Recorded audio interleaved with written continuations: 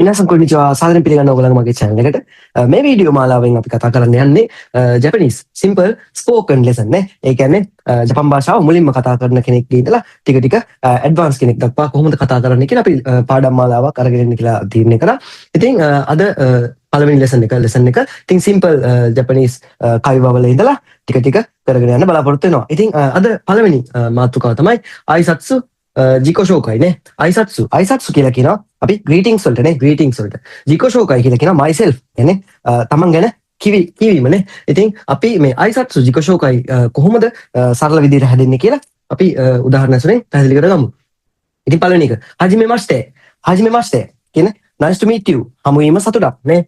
දෙවෙනි එක වතසි වා නනි දෙස්.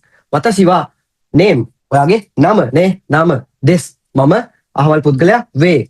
තුන්වෙනි එක place කරා කිමස්තා. place කියන්නේ තැන, මෙතන ඉඳලා ආවා නේ. place කරා කිමස්තා මෙතෙන් සිට පැමිණියා. ඊළඟ එක age වයස නේ. සයි දෙස් මට නනි සයි දෙස් මට මෙච්චරයි වයස නේ. ඊළඟ එක යොරොෂිකු ඔනෙගයි ශිමස් නේ. යොරොෂිකු ඔනෙගයි ශිමස් නේ. ඒ කියන්නේ මාව පිළිගන්න, කරුණාකර මාව පිළිගන්න කියන එක නේ. ඉතින් අපි මේ පැටර්න් එකට අපි පොඩි කයිව එකක් කතා කරලා බලමු. හරි බලන්න A සහ B කියන දෙන්නත් එක්ක අපි කලින් ගලගත්ත ආයිසත්සු ජිකෝ ෂෝකයි කියන පැටර්න් එකෙන් පොඩි කයිව එකක් නේ. A කියන කෙනා හජිමෙමස්තේ කියලා කියනවා නේ. B එතකොට හජිමෙමස්තේ වතසි වා අමි දෙස්. හජිමෙමස්තේ වතසි වා අමි දෙස් කියලා කියනවා නේ. ශ්‍රී ලංකා කරා කිමස්තා. යොරොෂිකු ඔනෙගයි ශිමස්. හජිමෙමස්තේ හමු වීම සතුටක් නේ.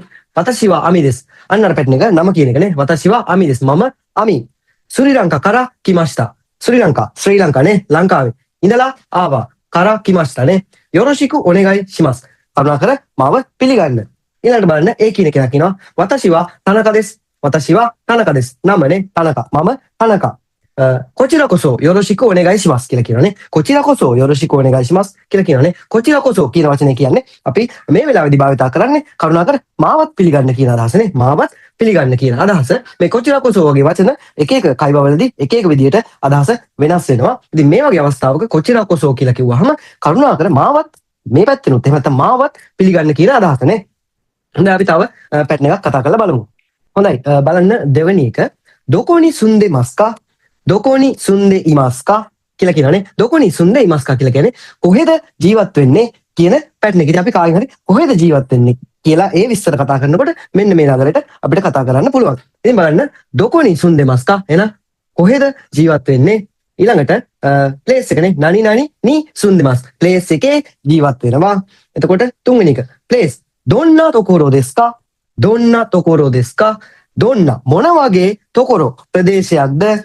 ප්ලේස් එක ගැන තවදුරටත් කතා කරනවානේ. ඒ ප්ලේස් එක ගැන, ඒ ස්ථානය ගැන තවදුරටත් දොන්නා තොකොරෝ දෙස්කා මොන වගේ තැනක්ද.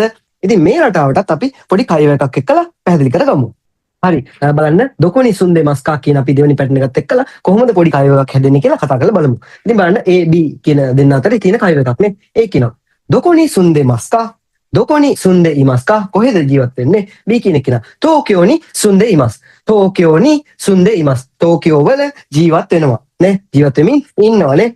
එතකොට A කියන කෙනා ටෝකියෝ වා දොන්නා තොකොරෝ දෙස්කා. ටෝකියෝ වා දොන්නා තොකොරෝ දෙස්කා. ටෝකියෝ මොන වගේ ප්‍රදේශයක්ද කියලා අහනවානේ. B නිගියාකා දෙස් කියලා කියනවා. නිගියාකා කලබලකාරී නේ. නිගියාකා නා කියලා කියනවා. නාකේ යෝෂනේ. ඉතින් නිගියාකා දෙස් කලබලකාරී. අන්න ඒ වගේ අපිට නේ කොහෙද ජීවත් වෙන්නේ කියන ඒ ගැන කතා කරනකොට මේ වගේ සරල පැටර්න් භාවිතා කරන්න පුළුවන්. ඉතින් අපි තව උදාහරණයක් කතා කරලා බලමු. හොඳයි බලන්න ඊළඟ එක තුන්වෙනි එක දේමබංගෝ ඕ කිකු කියලා කියනවානේ. දේමබංගෝ කියන අපි ෆෝන් නම්බර් එක අහනවානේ. කාගෙන් හරි අපි ෆෝන් නම්බර් එක අහන විදිය අපි දැන් ඉගෙන ගන්න යන්නේ. ඉතින් බලන්න දේමබංගෝ වා නම්බන් දෙස්කා. දේමබංගෝ වා නම්බන් දෙස්කා ෆෝන් නම්බර් එක මොකක්ද කියලා අහනවානේ. ඊළඟට අපි උත්තර දෙනවා නනි දෙස්. ඒ කියන්නේ මේක තමයි මගේ නම්බරේ කියන එක. ඉතින් අපි මේ පැටර්න් එකට පොඩි කයිව එකක් කතා කරලා බලමු. ඉතින් බලන්න A B දෙන්නනේ. ඉතින් A කියනවා සුමිමාසෙන් දේමබංගෝ වා නම්බන් දෙස්කා. සුමිමාසෙන් දේමබංගෝ වා නම්බන් දෙස්කා කියලා අහනවානේ. ඔයාගේ ෆෝන් නම්බරේ මොකක්ද. ඊළඟට B කියන කෙනා 090 1234 5678 කියලා කියනවානේ. ඉතින් බලන්න මෙන්න මේ මං no කියලා කිව්වනේ 0 හා 0 no මෙන්න මේ ෆෝන් නම්බර් එකත් එක්ක අපි මෙන්න මේ පොඩි ඉදි කෑල්ලක් පාවිච්චි කරනවා. මේක ජපන් භාෂාවෙන් අපි ෆෝන් නම්බර් එකක් කියද්දි මෙන්න මේ ඉදි කෑල්ල වෙනකොට අපි no කියන වචනේ අකුර භාවිතා කරනවානේ. එතකොට 0 හා 0 no 1 2 3 4 no 5 6 7 8 ඕනනම් des නේ des කියලා කියන්නත් පුළුවන් නේ වේ කියන එක නේ. ඉතින් ෆෝන් නම්බර් එකක් කියනකොට මෙන්න මේ ඉදි කෑල්ල වෙනකොට අපි no කියන එක දාන්න පුරුදු වෙන්න ඕනේ. ඉතින් බලන්න ඊළඟට ඒ කෙනෙක් කෙනා අරිගතෝ ගොසයිමස් කියලා කියනවා නේ. ඒ කියන්නේ ස්තුතියි නේ. අන්න ඒ වගේ ඔයගලන්ට නේද ෆෝන් නම්බර් එක අහනකොට මේ පැටර්න් එක භාවිතා කරන්න පුළුවන්. ඉතින් මම හිතනවා මේ ලෙසන් එක ඔයගලන්ට පැහැදිලි වෙන්නේ නැති කියලා.